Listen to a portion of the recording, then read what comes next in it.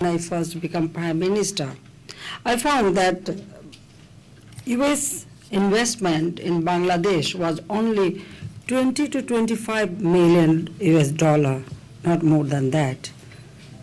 Then my government took initiative to bring more investment in Bangladesh. And during my tenure, it increased up to more than $1 billion. That was the beginning, I can tell you. Meanwhile, the US Chamber of Commerce is playing a highly commendable role in deepening Bangladesh's commercial ties with the United States. The joint US-Bangladesh working group launched by US Chamber present in today's event. Expenditure comes from domestic sources. Today, Bangladesh is a lucrative destination for foreign investment. Strategically located between South and Southeast Asia, close to India and China, Bangladesh is becoming a regional economic hub.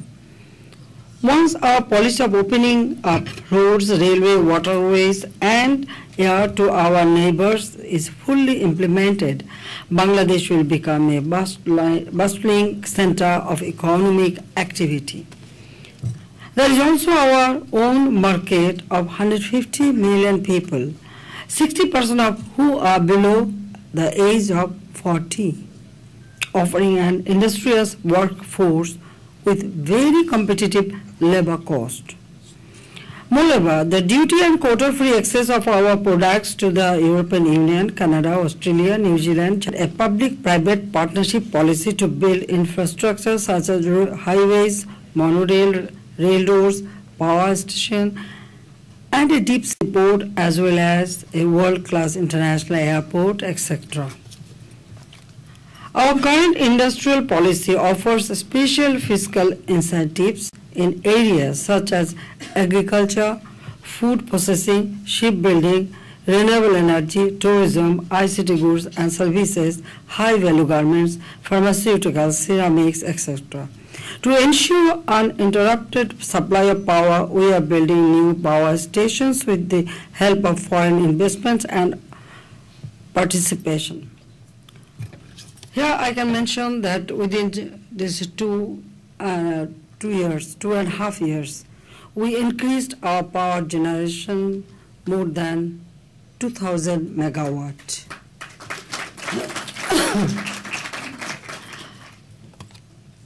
We are pleased that our efforts to become an investment-friendly country are slowly being recognized. For instance, Citi Investment Research and Analysis of Citigroup in its Global Economic Review in February 2011 ranked Bangladesh as one of the 3G countries expected to deliver high growth and profitable investment opportunities.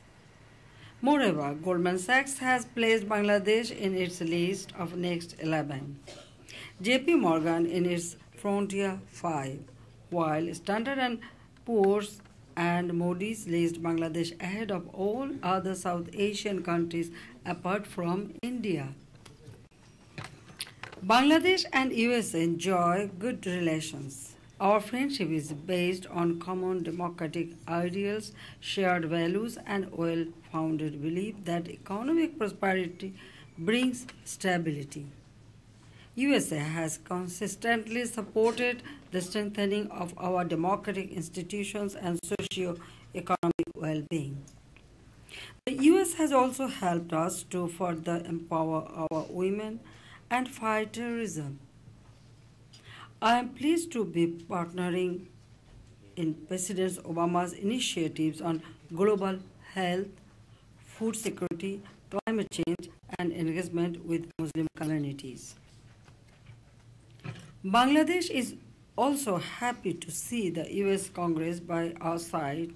To continue such good relations, I would urge our good friends in the Congress to play a proactive, positive role in granting duty-free access to our products in the US market.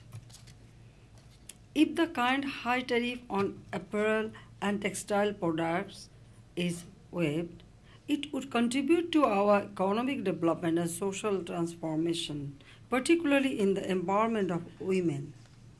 In the garment sector, 85% of workers are women, and their contribution is improving children's health, education, and as well as our overall socio-economic situation.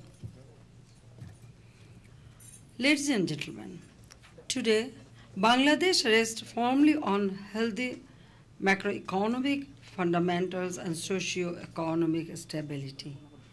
The presence of low-cost workforce, strategic location, and a positive investment climate lauded by the world's leading consulting firm create a win-win situation for investors and for Bangladesh. In this setting, U.S. investment could play a very important role by fulfilling the demands in a host of areas, including power and energy. I am happy that the U.S. is already the largest investor in Bangladesh, with interest in key areas such as energy, power, manufacturing, insurance, banking, and services. I am confident that the U.S. investors will explore new areas of interest in Bangladesh.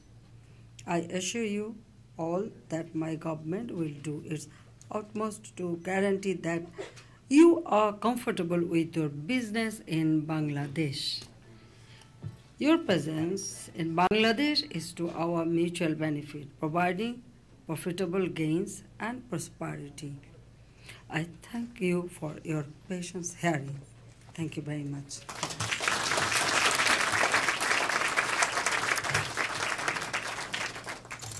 Decided that first we should educate our people, the education. Education, we give many facilities. Actually, we don't have that much money. If I have much money, then I will free education for all children up to graduation level. It's an opportunity for those of you who want to support Yes. Bangladesh. Yes. Please support our country, because I feel that educated person, they can find out their own way and stand by themselves. And that will ensure a poverty-free country. And besides that, well, we have very limited resources.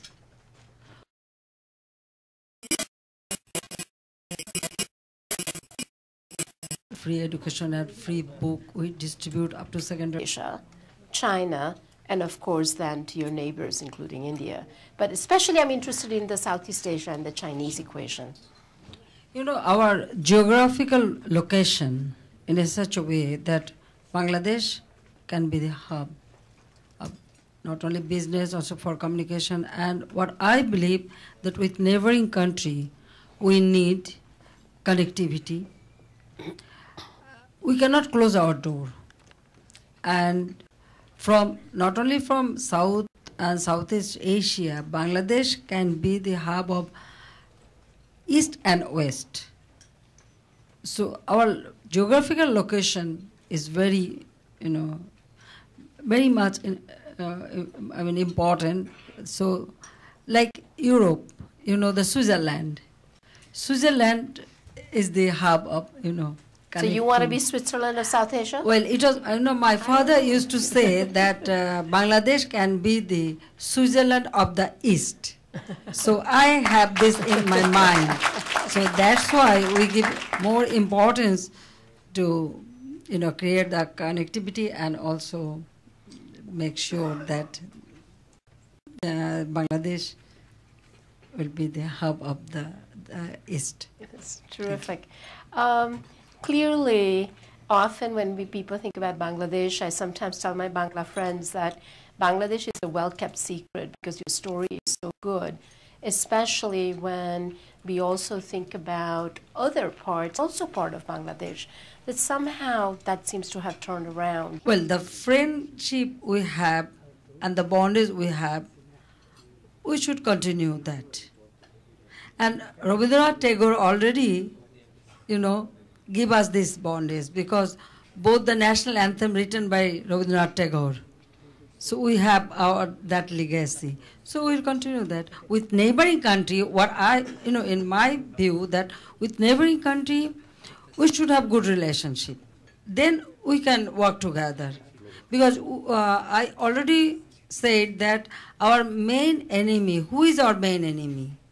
Our main enemy is poverty. So we identified our enemy, the poverty.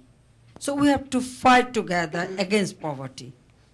And when we discuss with India, I mentioned about Bhutan, Nepal, and the connectivity of Nepal and Bhutan. And I thanks to Manmohan Singh that he agreed. And now we have established this connectivity between Nepal and Bhutan. It was me, I raised this issue on behalf of Bhutan and Nepal. And India, so generous that they agreed that. So that way I feel that this connectivity will create a congenial atmosphere for our region, for our neighboring country. And that will... Yes, my name is Martha Springer, formerly from the UN. I would like to ask... The ready-made garment sector. For US Congress and US, what we want, that we want duty-free, quota-free access to this market. Because we are the largest exporter. So if US government allow our production a duty-free, quota-free access, then the relationship between two countries and the business relation will improve. So this is our expectation.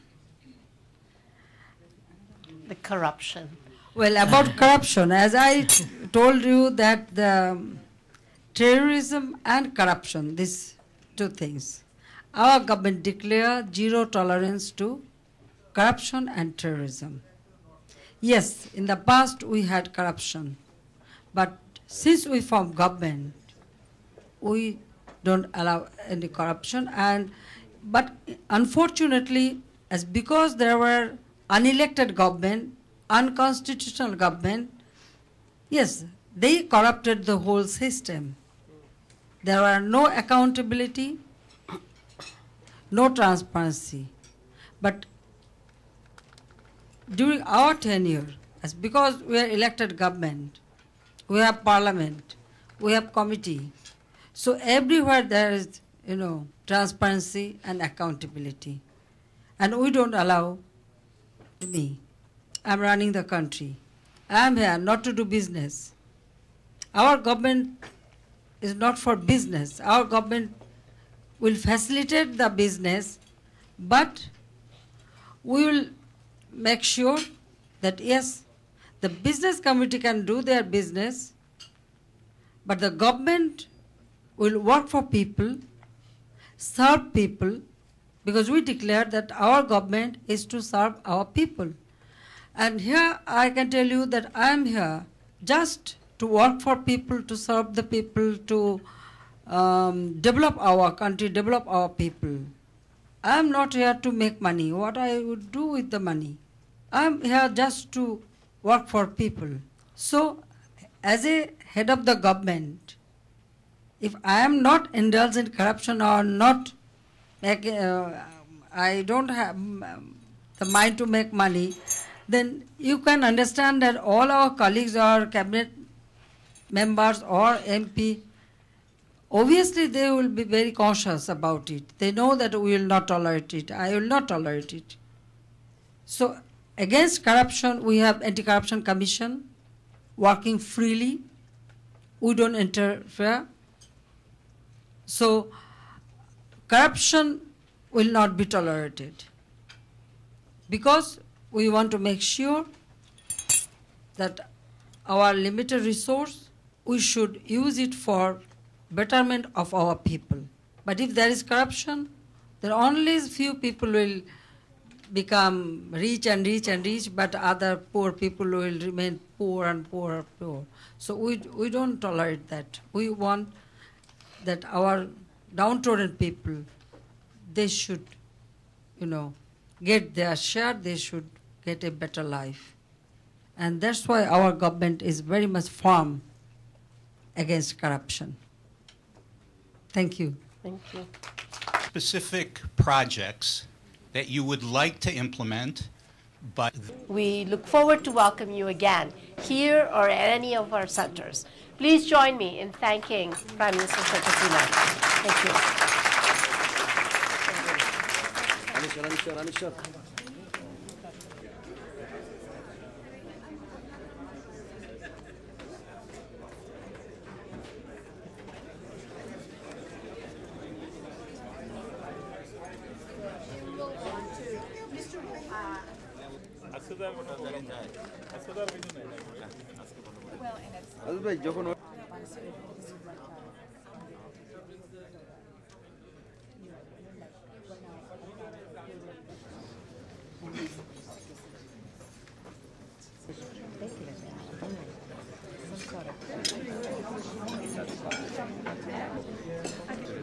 Investment moratorium.